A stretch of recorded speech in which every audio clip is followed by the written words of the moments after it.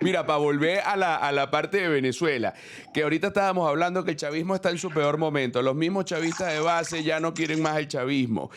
La gente está dolida. Eh, ¿Cómo es eso que los gringos están apoyando esto? O sea, ¿cómo es esto? O sea, yo lo estoy viendo, yo he visto renacer al chavismo muchas veces y dije, de esta sí no van a renacer, y me parece que lo están haciendo con todo en contra. No sé qué opinas tú. No, fíjate, esta mañana, por cierto, tuve una conversación de este tipo con un amigo tuyo, con René Velasco, a quien le mando saludos si está escuchando Claro, esto. coño, ex salserín. Ese mismo, y me hizo exactamente la misma pregunta que tú. Y voy a dar un spoiler de mi próximo video beta político que sale este fin de semana. Brother, el chavismo no tiene capacidad de renacer, porque para renacer tiene que existir. ¿Ok? Ok. Esto es importante. Ahora que tenemos un trauma acumulado, porque cada vez que han estado contra las cuerdas, han quedado en el poder, pero cada vez con menos poder. Y por eso es que en sus últimas etapas sus niveles de crueldad aumentaron. Lo cierto es que de esta no pueden salir. ¿Ok? Yo creo que yo creo que la inquietud que hay hoy en Venezuela, pero al mismo tiempo, esa inquietud se comparte con las altas esferas del poder en el mundo, empezando por el catire para abajo, y todos los actores involucrados, no es cuando el chavismo abandona el poder, sino cómo. ¿Ok? Ok. Ese es el asunto, sí, definitivamente. Esto va a ser, como dice el secretario de Estado, que bueno, vienen unas elecciones, ellos van a entregarle al nuevo presidente y todo chévere y recuperamos la democracia, o si ciertas cosas van a pasar antes y ciertas cosas van a pasar después. Y en ello, sobre el imposible renacer del chavismo y algo, vamos a suponer, que era lo que le decía a René esta mañana, vamos a suponer que logran sobrevivir al catire. Vamos a poner ese escenario. Que el día después que el presidente de los Estados Unidos le entrega al nuevo, todavía el chavismo está en el poder. Eso significa que el presidente que venga, si es demócrata, tiene que sacarlo porque va a ir en contra de todo lo malo que hizo el anterior. ¿Ok? Eso por defecto hace que si ellos mientras más sobreviven y mientras más les va mejor, generan nuevos enemigos que no tenían hace un año o hace 2 años o hace 3 años. Entonces, esta administración está obligada a resolverlo para que no se le vuelva en contra. Y eso va sumado a que un conjunto de factores de derecha vienen ganando gobiernos en América Latina. El último es el de Colombia, quien asumió la presidencia hace poco más de una semana, y la bienvenida fue un terremoto también desastroso, y donde le envío fuerza y saludo a todos los colombianos, a las víctimas, a sus familiares y a los venezolanos residenciados en la zona del desastre. Pero bueno, de una vez del Espirel, el nuevo presidente colombiano llegó ingresando a Colombia en el escudo de las Américas y ya firmó el decreto donde permite operaciones armadas aéreas de Estados Unidos contra los carteles narcoterroristas. Entonces, fíjate lo que está pasando en Ecuador, fíjate lo que está pasando en Perú, fíjate lo que está pasando en Bolivia.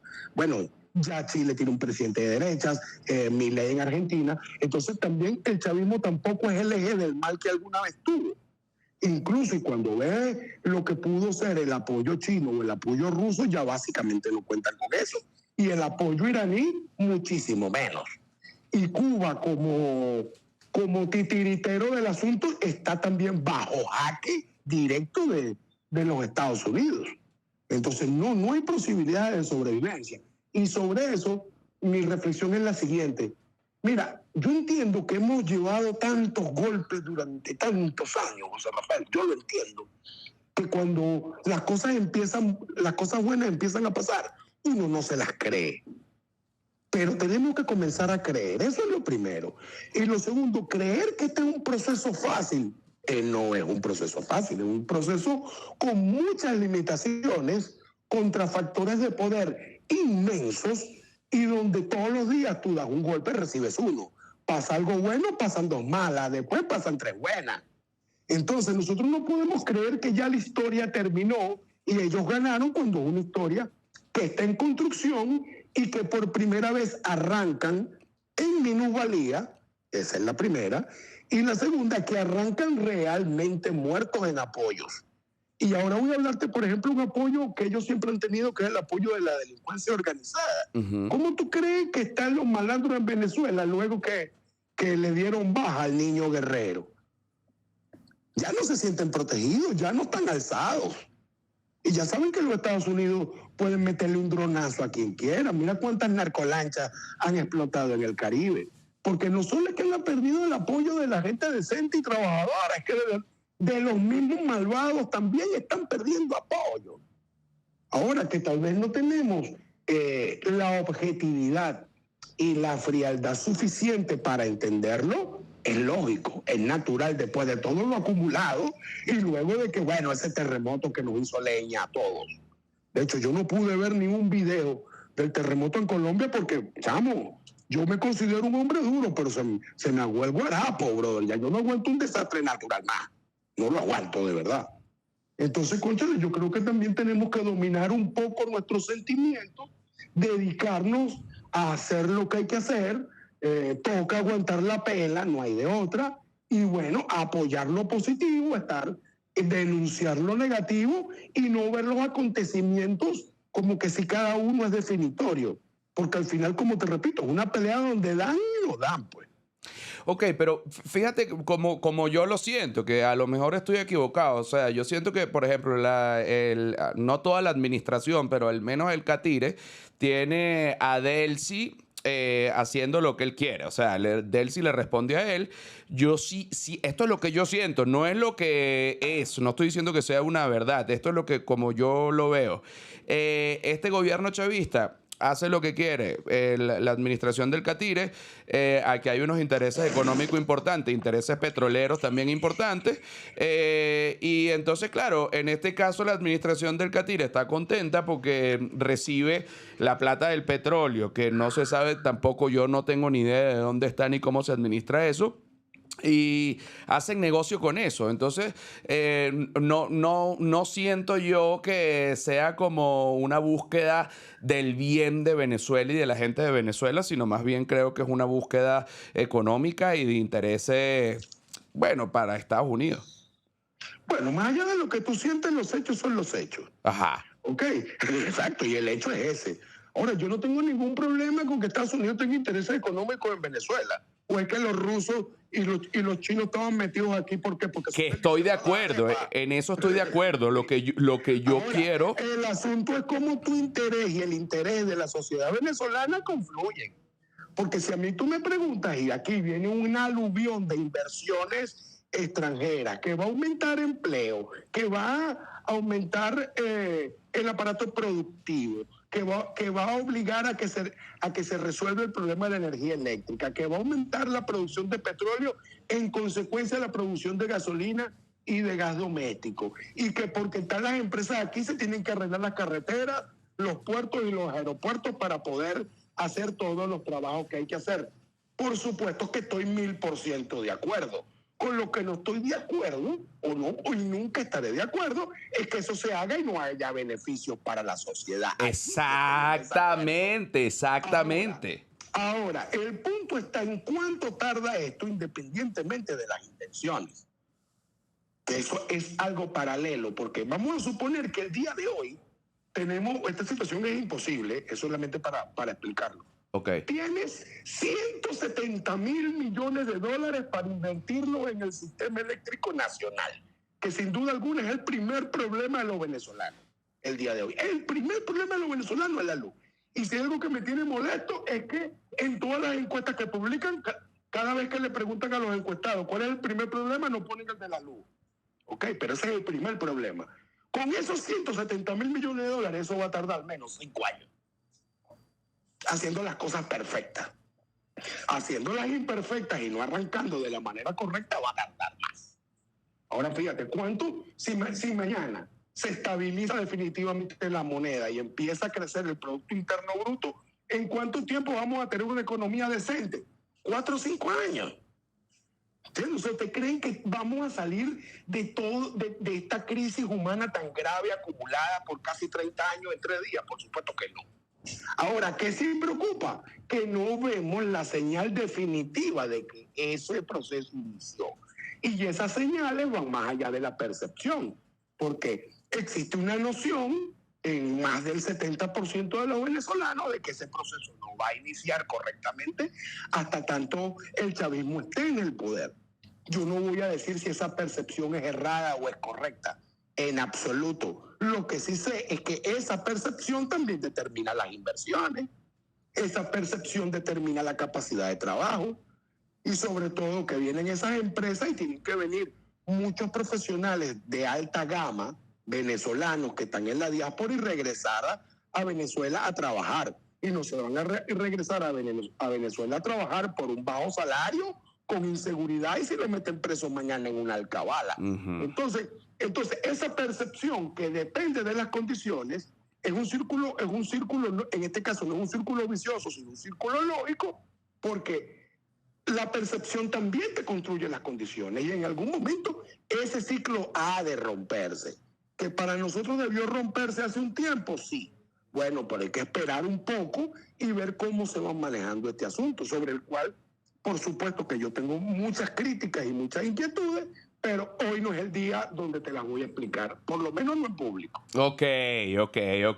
Justamente iba para allá, pero menos mal que me frenaste, porque si no es el día de explicarlo, no es el día de explicarlo. Ahora, así a vuelo de pájaro, ¿cuánto tiempo tú crees, así ya esto es algo a nivel personal? Tú dices, coño, ¿cuánto tiempo se le va a ver el queso a la tostada? ¿Dentro de cuánto?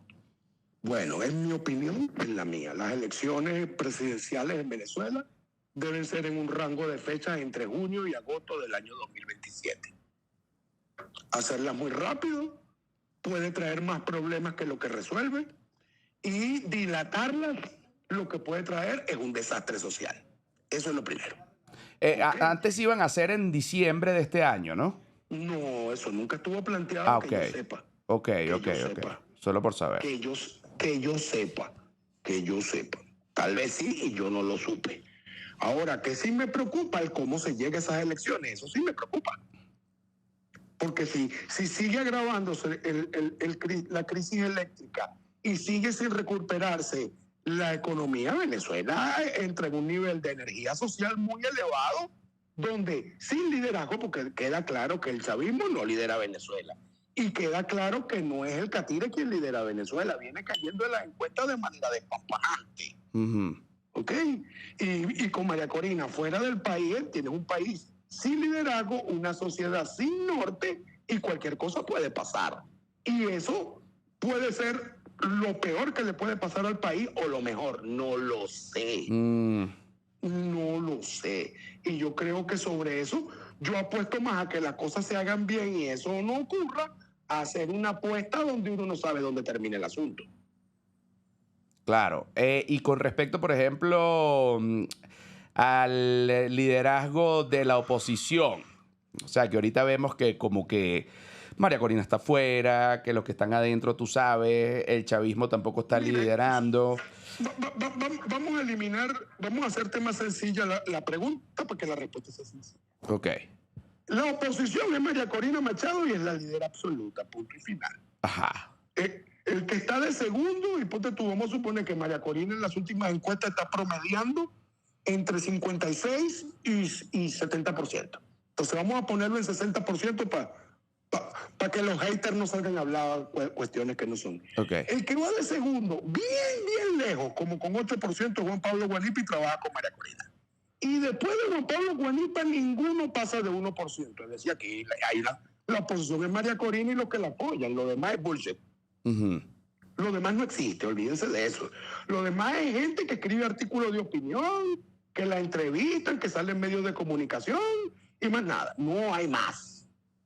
No hay más. Es más, si mañana hubiera unas elecciones en Venezuela donde se una todo el chavismo, todo lo que queda de la oposición y ese candidato lo patrocina Trump, igual María Corina gana 8-2. Ajá. Ok, eso es bueno saberlo. Ahí no hay para dónde agarrar. Ahora, que el liderazgo de María Corina puede erosionarse en el futuro, eso sí es cierto. Pero no se va a erosionar mientras aparezca alguien que la sustituya. Y ese alguien no existe, hermano. Ese alguien no existe y no es ninguno de los que fingen ser opositores o de los que fueron opositores en el pasado. ¿Ok? Y en ese caso, uno que se analiza y que tiene acceso a los datos, tú ves que no hay nada en el panorama. Nada, nada. Es más, esa tesis de hace años, de siempre, cada vez que hay unas encuestas, miden a Lorenzo Mendoza y lanzan al Conde del Guácharo para luego retirarse. Esta vez eso ya este pueblo aprendió, brother. Y de paso que hay un nuevo elemento, fíjate tú. Mis hijos, uno tiene 22 y la hembra tiene 20 años. Fíjate tú, en 2014 ¿qué edad tenían? 10 y 8 años. Y esos chamos votan hoy. ¿Tú crees que esos chamos, mis hijos ven a Capriles o a Henry Ramos en la calle y no lo reconocen, no saben quiénes son, no saben su cara? Claro. Porque también hay que entender que pasó una generación completa. Tú y yo somos unos ancianos. Sí, sí, ya tú y yo estamos pasados. Claro, ya nosotros somos unos viejos, chamo. O sea, nosotros somos tan viejos que decimos cool, imagínate. Imagínate, una vaina que los chamos te quedan viendo porque ¿qué le pasa a este señor? Señor, cálmese. No escucha roga, hace la señal del cuerno y te quedan viendo, me caíste, señor. Tiene como el mal de San Pino. Sí, sí, no, este señor está bien boom. Sí, sí. Uno, yo tengo contacto con muchos jóvenes por muchos motivos y ya yo sé que son chamos. Pero ¿qué pasa? Que esos chamos hoy, no solamente que son casi la mitad del registro electoral, es que son la fuerza laboral activa. Y si hubiese una protesta, son esos chamos los que van a protestar y esos chamos no ven la vida como la ven nosotros, ni tienen los traumas que tenemos nosotros, ni vivieron toda la historia del mismo modo. Porque por lo menos tú le preguntas a un chamo de 23 años por Chávez, es un meme. Ellos, aunque vivieron a Chávez vivo, tenían 3, 4 años cuando se murió. Claro, no es lo que representa para nosotros. Para los jóvenes, Chávez es como que, ok, sí, algo del pasado. A la escuela con los hijos de los chavistas, con los hijos de los enchufados y todo eso. Ellos ven la vida de otra manera, brother. Y de paso, se criaron viendo a sus padres como yo protestando, tragando lacrimógenas, viendo a los presos políticos, viendo la persecución. Se criaron sin libertad de expresión y eso para ellos no existe y ya no les hace falta, porque se criaron así. Entonces, Claro. ¿cómo va a renacer el chavismo en el medio de eso? ¿O cómo la oposición tradicional va a derrumbar a María Corina con ese fenómeno? No es posible. No es posible. Y eso yo creo que es un error que viene dándose porque en Venezuela los sueños son de perro y afuera el mundo camina al tiempo normal. Pero nos han dado cuenta que aquí han pasado de 1998 que ganó Chávez a 2026 han pasado 28 años. Claro. 28 años, brother.